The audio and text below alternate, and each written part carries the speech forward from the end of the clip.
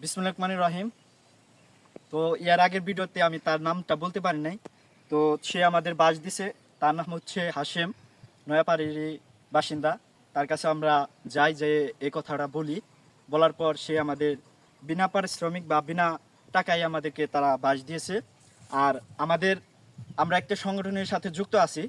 আমি আছি টাঙ্গাইল জেলা ছাত্র অধিকার পরিষদের সাবেক সাংগঠনিক সম্পাদক।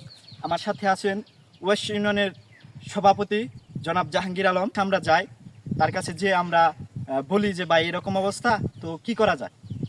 সে আমাদেরকে দিক নির্দেশনা দেয় যে তোমরা তাহলে বাস ব্যবস্থা করো।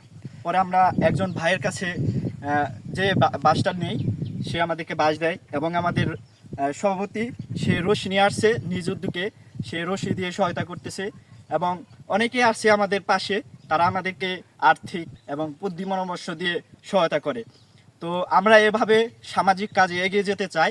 তো আমাদের এই এলাকারই নয়াপাড়া এলাকারই কৃতি সন্তান, ঢাকা বিশ্ববিদ্যালয় মেধাবী তুখুর ছাত্রনেতা জনাব মোহাম্মদ তুফাজ্জল হোসেন ভাই, তিনি গণ অধিকার পরিষদের সাংগঠনিক সম্পাদক হিসেবে আছেন মির্জাপুর আসনে এমপি পদপ্রার্থী। তো তার জন্য দোয়া করবেন, সে যেন আরও সুন্দরভাবে সংগঠনটাকে পরিচালনা করতে পারে, মির্জাপুরটাকে, এবং দেশের মানুষের কাছে জানে সহযোগিতার হাত বাড়িয়ে দিতে পারে। তো আমরা চাই যে তার নেতৃত্বে আমরা সামাজিক কাজ এবং যে কোনো কাজে আমরা সহায়তা করব।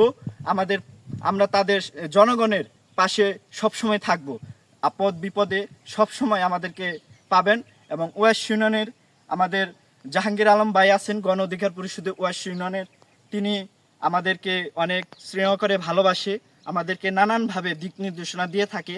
তো তার কাছে আসার পরে আমি যে এতটুক ভালোবাসা পাবো, তার নিজ উদ্যোগে রশিটুকু নিয়ে আসছে, এটার জন্য আমরা গর্ব করি যে এরকম মানুষ আপনারা পেয়েছেন। আপনারা যে কোনো সমস্যা হলে আমাদের ওয়েস্ট ইউনিয়ন গণ অধিকার পরিষদের সভাপতি জাহাঙ্গীর আলম ভাইয়ের কাছে আসবেন, তিনি তার স্বার্থমতো চেষ্টা করবে সমাধান করার জন্য। আমরা এই কাজটা করব। এখানে